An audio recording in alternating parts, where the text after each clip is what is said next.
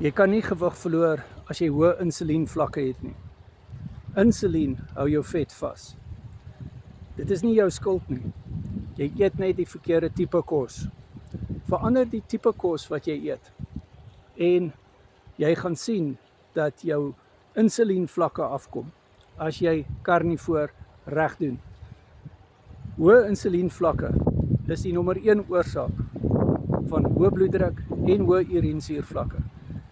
Dit is ook die hoofoorsaak van vetsug en obesiteit.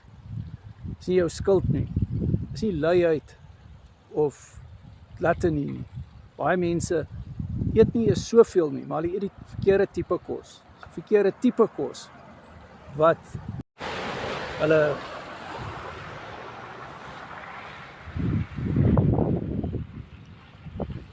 in 'n situasie sit waar hulle nie gewig kan verloor nie. Hoë insulienvlakke gee vir jou situasies waar jy inflammasie kry. Is ook die nommer 1 rede vir inflammasie, byvoorbeeld slijm op die bors. Ons het die inflammasie bootcamp gedoen en jy kan my op jou WhatsApp hê. Jy kan hierdie bootcamps bestel. Dit is op Google Meet aangebied. Ons het video-opnames van dit. Jy kry jou notas in Afrikaans. Maar die coaching wat ek en jy gaan doen, gaan wees op WhatsApp video call. En WhatsApp my, dan doen ek en jy 'n coaching sessie en ons stap 'n pad saam. Doen karnivoor reg. As jy karnivoor verkeerd doen, kan dinge sywaarts gaan.